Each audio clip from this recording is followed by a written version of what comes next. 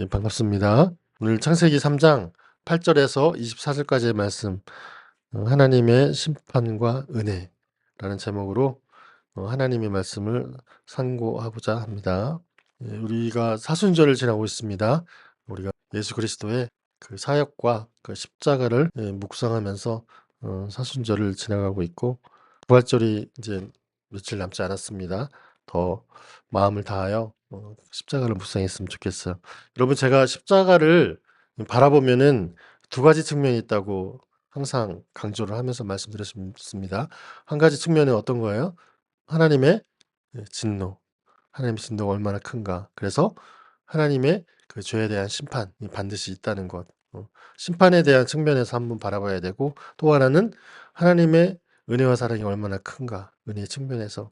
그럼에도 불구하고 독생자 예수 그리스도를 희생제물로 십자가에서 죽게까지 우리를 사랑하셨다는 것. 그 은혜로 말미암아 믿음으로 구원을 우리에게 베푸셨다는 것. 심판과 구원의 측면을 우리가 십자가를 바라보면서 계속 묵상하는 거예요. 그래서 예수 그리스도의 십자가가 전부이고 십자가가 다다라는 말이 하나님의 그러한 두 가지 측면들이 모두 우리가 바라보면서 묵상할 수 있기 때문이에요. 오늘 본문을 보면은 그런 측면이에요. 최초의 인간 아담과 하와가 범죄를 했습니다. 하나님의 말씀에 불순종했습니다. 그래서 인간이 범죄한 이후에 하나님의 심판이 이르게 되죠. 그러나 심판과 동시에 하나님이 은혜를 베풀어 주십니다. 심판과 은혜가 동시에 있는 것입니다.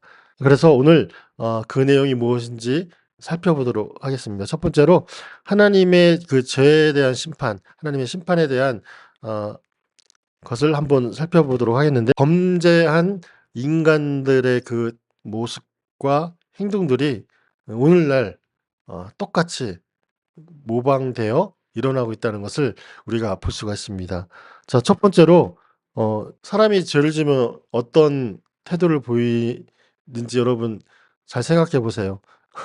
죄 지었을 때 어떻게 합니까? 첫 번째로 피하고 숨죠. 그죠? 우리가 들키기 전까지 피하고 숨어요. 저는 살면서 엄마한테 딱 2번 혼났어요. 초등학교 때 1번 혼났고, 다 커서 1번 혼났어요. 초등학교 때 엄마한테 혼났는데 무엇을 잘못했는지는 잘 기억이 안 나요. 엄마가 그냥 "야 이놈 새끼야!" 하면서 막 혼내더라고요. 혼냈는데 아무튼 제가 막 마음이 상해 가지고 엄마의 낯을 피하여 숨었습니다. 단층 집인데 시골에 살았을 때 옥상에 있었는데, 시골에 가면은 그 들깨 있잖아요. 깨를 벤 다음에 그걸 이렇게 말리잖아요. 그런데 이렇게 그 꼬마가 쏙 들어가서 숨을 만큼 그런 공간들이 있습니다. 그래서 거기 들어가서 짱 박혔어요. 엄마의 낯을 피하여. 그래서 인제 막 조금 있으니까 날이 막 어둑어둑하더라고요. 저는 혼자 거기서 찌질하게 "엄마 왜 그래?" 막 하면서 울고 있을 때였어요. 근데 엄마가 부르죠. 때가 되니까 "기태야 밥 먹어라." 이렇게 부릅니다. 여러분, 사람 사이에 이렇게 관계가 금이 가면 어때요? 그것이 크고 작든 마음이 불편합니다. 그리고 피하게 돼요. 사람이 저기부터 걸어오면 어떻게 돼요? 불편해서 이렇게 피해 가요. 여러분 안 해 보신지 모르겠지만 저는 자주 그랬어요. 특히 내성적이라 좀 불편한 관계에 있는 사람들은 돌아가고 피해가고 막 그랬습니다. 좀 찌질한 것 같네요. 아무튼 그랬어요. 여러분, 이러한 행동들이 누구 닮은 것 같죠? 오늘 성경을 읽어 보니까 정말 이 인간하고 비슷한 것 같아요. 그죠? 그들이 그날 바람 불 때 동산에 하나님이 거니시고 계셨죠. 근데 하나님의 소리를 들었어요. 아담과 하와가 들었죠. 그러고 어떻게 합니까? 이들의 행동이 여호와 하나님의 낯을 피하여 동산 나무 사이에 숨은지라. 피하고 숨고. 10절 보니까 내가 동산에서 하나님의 소리를 딱 들었죠. 듣고 "하나님 잘못했습니다."라고 나간 게 아니라 일단 피하잖아요. 하나님께 두려운 마음이 있어요. "내가 벗었으므로 두려워하여 숨었나이다." 아담과 하와가 하나님의 말씀에 불순종하였습니다. 그래서 금단의 열매인 선악과를 따먹게 되었습니다. 인간이 죄를 짓기에는 어땠습니까? 자유로웠죠. 마음도 자유롭고 행동도 자유롭고 하나님께서 만드신 그 에덴 동산 안에서 이름도 짓고 경작도 하고 하나님과 대화하고 그렇게 살았는데 하나님께서 또 돈돈배필까지 옆에 또 만들어 주시니 뭐 알콩달콩 꽁냥꽁냥 엄청 행복하게 살았습니다. 그런데 죄를 짓고 난 다음에 벗은 모습을 보고 어떻게 됐어요? 서로를 부끄러워하게 되었죠. 금단의 열매를 따먹고 나서 하나님 앞에 두려움이 생겼습니다. 그래서 숨게 되었습니다. 피하고 숨게 되었어요. 하나님을 피하고 숨게 되었습니다. 이것이 죄의 본질입니다. 죄는 하나님과의 관계를 깨뜨리죠. 그래서 하나님을 피하고 싶고 또 하나님을 피하게 만드는 것이 바로 죄의 본질입니다. 성경에서도 많이 나오잖아요. 요나서 보면은 요나서 1장에 어떤 내용이 등장합니까? 요나서 1장에 하나님이 그 니느웨 땅에 죄가 일어났다고 이렇게 큰 죄가 하나님 앞에 상달됐다고 합니다.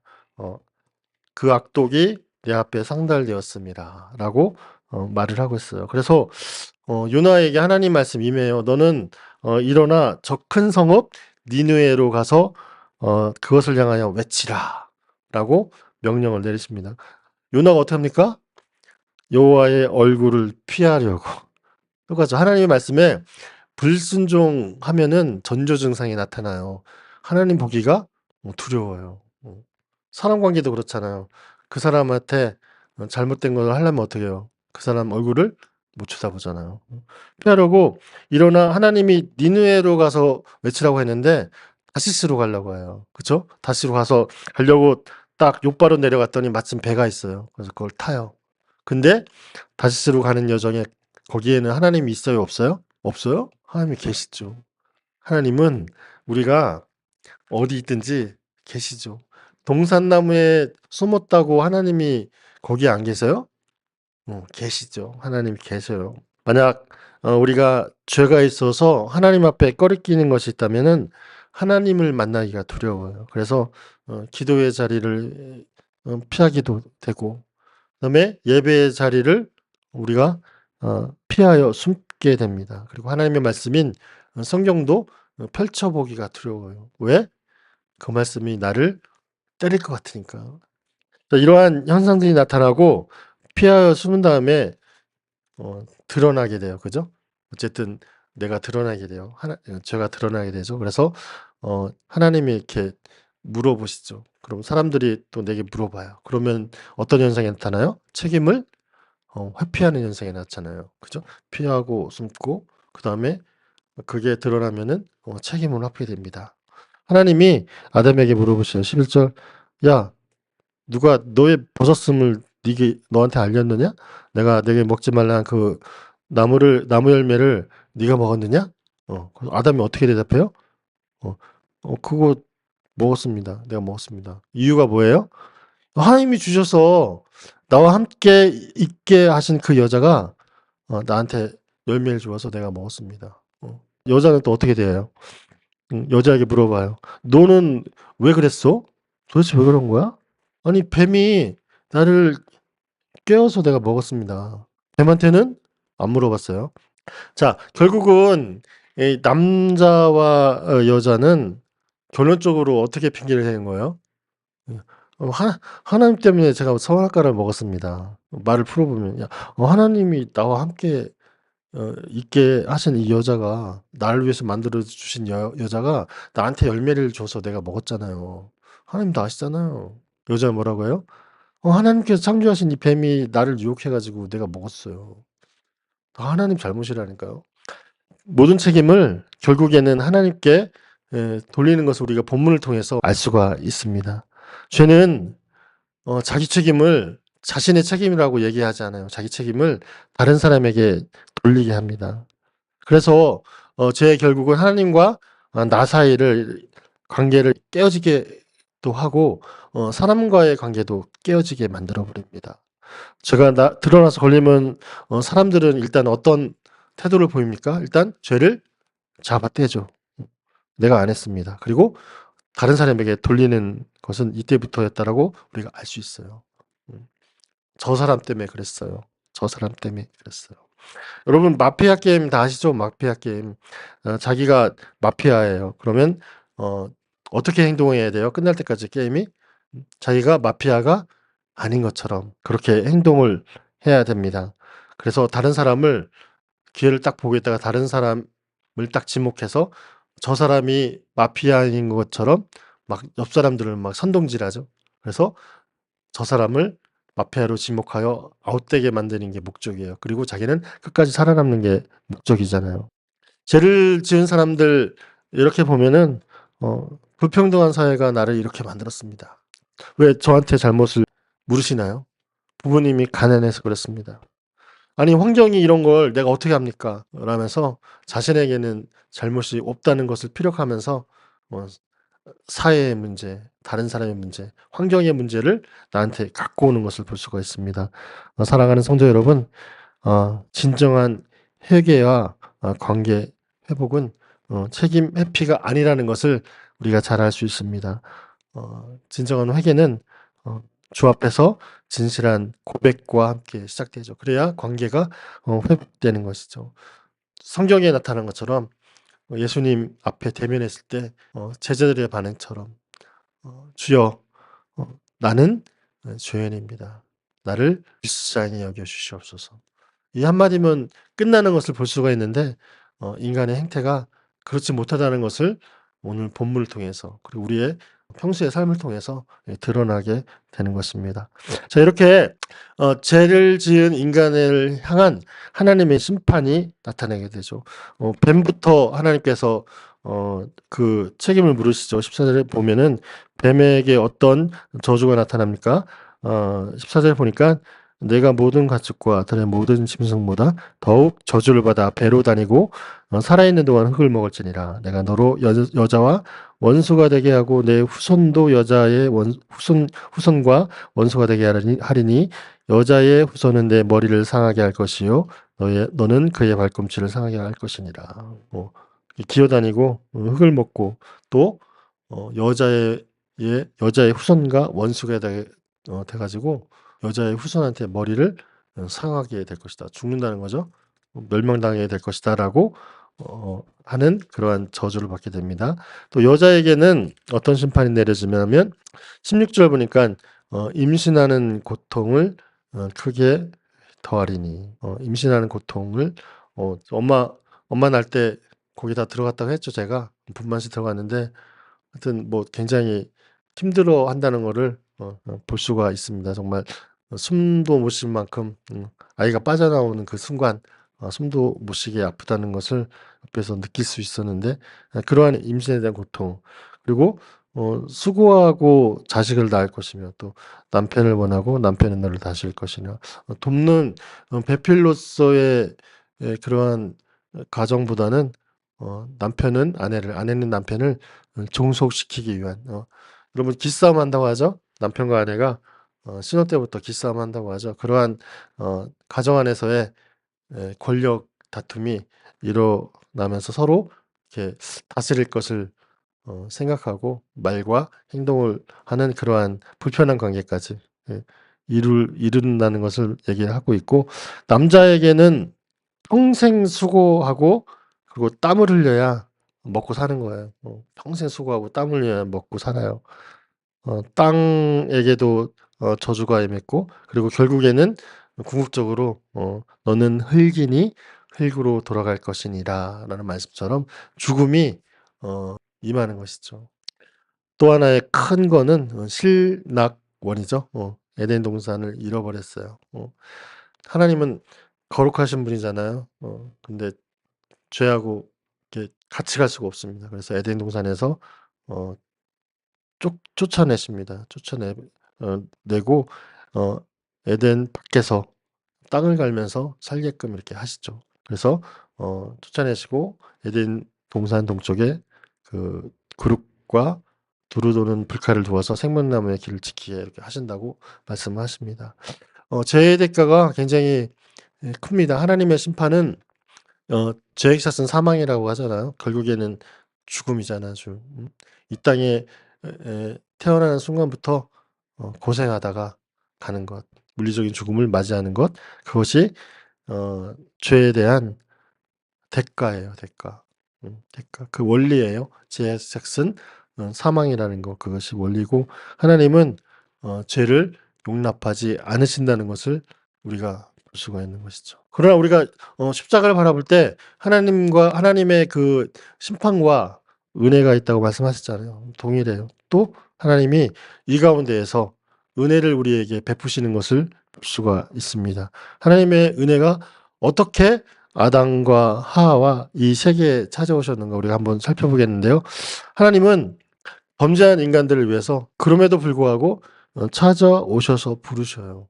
하나님께서 그들을 찾으시고 부르십니다. 9절 보니까 여호와 하나님이 아담을 부르시며 그에게 이르시되 내가 어디 있느냐. 아까 말씀드렸잖아요. 어둑어둑하고 때가 되니까 엄마가 저를 찾아오시잖아요. 기태야 밥 먹어. 마찬가지죠. 숨어있는 아담과를 찾으시고 부르셔요. 아담아, 하와야, 네가 어디 있느냐? 네가 어디 있느냐?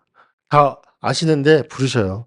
엄마는 모르고 그냥 불렀지만 하나님은 다 아시는데 그럼에도 불구하고 부르셔요. 네가 어디 있느냐? 하나님께서 그들을 혼내시려고 헛구녕을 내주려고 부르셨을까요? 단순히 벌을 주려고 부르셨을까요? 하나님의 부르심은 목적이 심판이 아닙니다. 목적이 심판이 아니고 그에게 다시 은혜를 베푸시려고 하나님과 단절됐던 그 관계를 다시 회복시키려고 하나님께서 저와 여러분들을 부르시는 거예요. 아담아 어디 있느냐. 오늘도 당신의 종들을 통하여 죄로 인하여 피하고 숨고 두려워하고 떨고 있는 그 죄인들을 부르시는 것이죠. 자기 백성을 부르시는 거죠. 아담아 네가 어디 있느냐. 그 다음에 어떻게 해요? 우리 나가서 그러잖아요. 예수 믿고 천국 가시라고. 예수 믿고 구원 얻으시라고.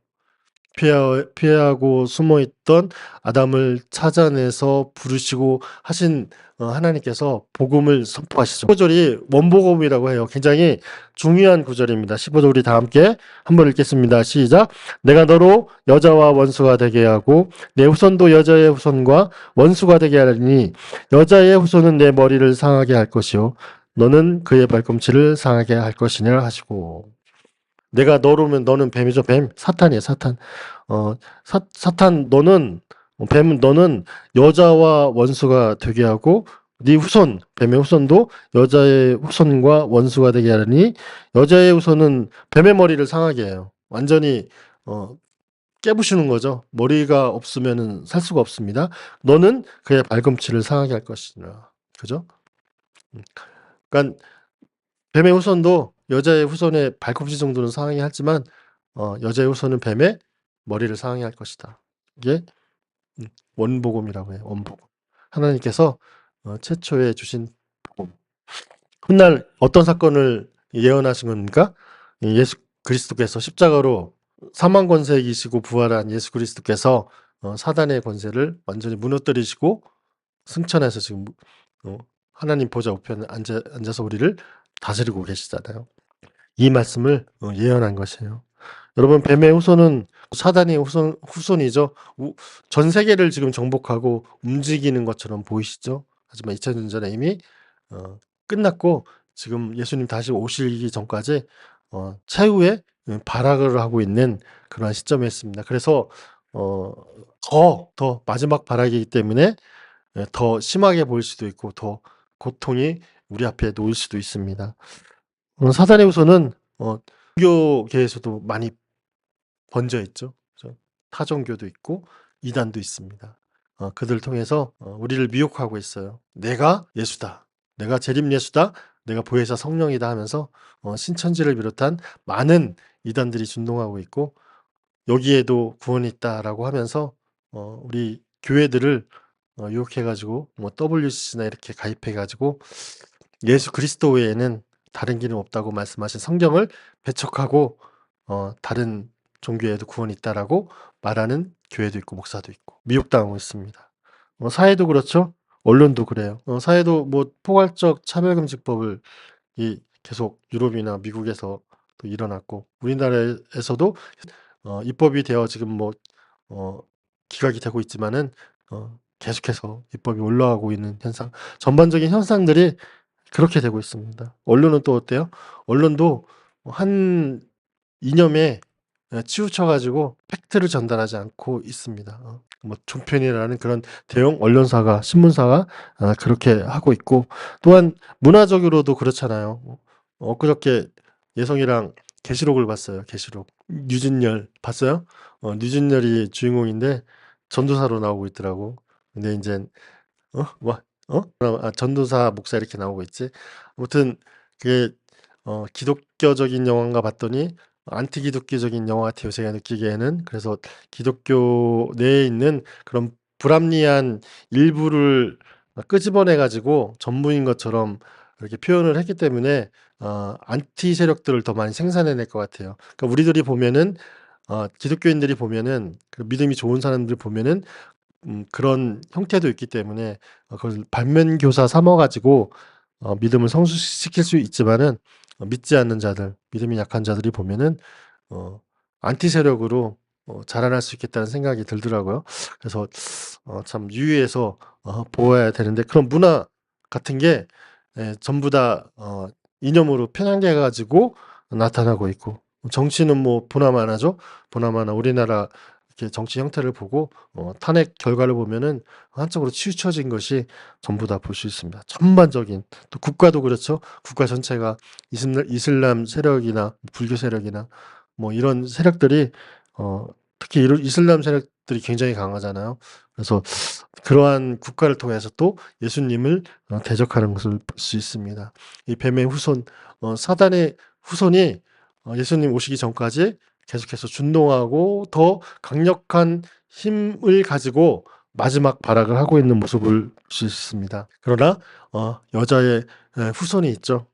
아담부터 노아까지, 또 노아부터 아브라함까지, 또 아브라함부터 다윗까지, 또 다윗왕부터 다윗의 자손으로 오신 우리의 왕 예수 그리스도께서 여자의 후손으로 오셨죠. 성육신하신 예수 그리스도를 말씀하십니다. 여자의 후손으로 오셔 가지고 이미 2000년 전에 골고다 십자가에서 모든 사건을 마무리하셨어요. 예수님께서 사단의 머리를 깨시고 대신 예수님도 발꿈치를 상하시면서 사단의 머리를 깨어 부십니다. 예수 그리스도의 십자가의 죽으심이 바로 발꿈치를 상하게 되심이죠. 그러나 예수님께서 모든 걸 다 이기시고 사망 것을 다 이기시고 부활하심으로 사단의 머리가 완전히 깨어지는 것을 볼 수가 있습니다. 이젠 예수님께서 다시 오시는 그날에 모든 것이 다 끝나게 되는 것이죠.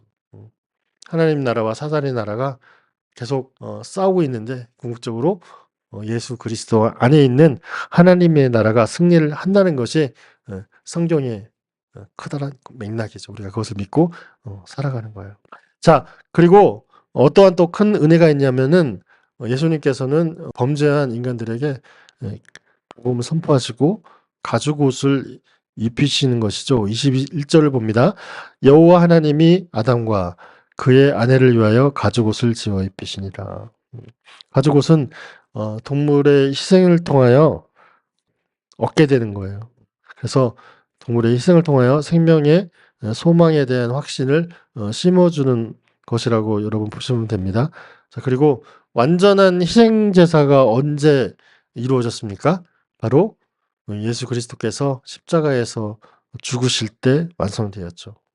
예수님께서 친히 희생 제물이 되셔서 십자가에서 죽으셨습니다. 세례 요한이 예수님을 보고 이렇게 선포했죠. 보라, 세상 죄를 지고 가는 하나님의 어린 양이로다라고 말씀하시잖아요. 하나님의 어린 양으로서 예수님께서 이 땅에 오셔서 스스로 희생 제물이 되으셨다. 그래서 십자가에 죽으셨다. 그리고 그 피로 말미암아, 그 보배로운 피로 말미암아 우리의 죄를 사해 주시고 우리의 수치를 가리우셨잖아요. 그러한 의미로 예수님께서 가죽옷을 입히시는 은혜를 또한 베푸셨다. 그리고 마지막으로 하나님께서 에덴 동산에서 범죄한 인간을 추방시켰지만 하나님께서 남겨두신 것이 있죠. 그것이 뭐예요? 생명나무를 남겨두셨어요. 그래서 그것을 지키게 하시죠. 아무도 탈취 못하도록 지키게 하십니다. 왜 그러셨습니까? 24절 보니까 이같이 하나님이 그 사람을 쫓아내시고 에덴 동산 동쪽의 그룹들과 두루도는 불칼을 두어 생명나무의 길을 지키게 하시니라. 여러분, 생명나무의 열매는 이제 아담과 하와가 먹을 수 없었어요. 범죄한 인간이 먹을 수 없었습니다. 그러나 그 생명나무 자체는 없애지 않으셨어요. 왜 그 생명나무를 없애지 않으시고 그 길목을 차단해서 누구도 가져가지 못하게 해 놓으셨을까요? 왜냐하면은 우리가 예수 그리스도 안에서 자격이 회복되잖아요. 그때 회복되면 돌아와서 우리에게 먹게 하시도록 위해서 거기를 지키게 하시는 것이죠. 사랑하는 성도 여러분, 죄의 심판이 있다면 하나님의 은혜가 그곳에 있다는 걸 여러분 기억하시기 바랍니다. 소망이 있다는 거예요. 에덴에서 추방당하였지만 그래서 주님의 낯을 피하여 도망가는 그러한 신세가 되었지만 예수 그리스도를 믿는 믿음으로 다시금 하나님과의 관계가 회복된 사람들은 소망이 있는 것이죠. 그러므로 사랑하는 성도 여러분, 세상이 나의 눈으로 볼지라도 우리가 느낄지라도 아무리 소망이 없게 느낄지라도 혹시 내가 깊은 운동에 빠져 있을 때라도 분명히 기억하시기 바랍니다. 예수 그리스도 안에 소망이 있다는 것을. 요한복음 16장 33절 이것을 너희에게 이르는 것은 너희로 내 안에서 평안을 누리게 하려 하며 세상에서는 너희가 환난을 당하나 담대하라 내가 세상을 이기었노라. 세상을 이기신 예수 그리스도를 믿는 믿음으로 이 땅 가운데 살아가는 그러한 삶 가운데 저와 여러분들 앞에 아무리 상식적이지 않은 일들이 일어나고 어려움과 고난이 있더라도 그리스도께서 이기신 그 믿음, 그 소망 가운데 우리가 그리스도만 바라보며 믿음으로 승리하는 저와 여러분 되시기를 주님의 이름으로 간절히 축원합니다. 기도하겠습니다.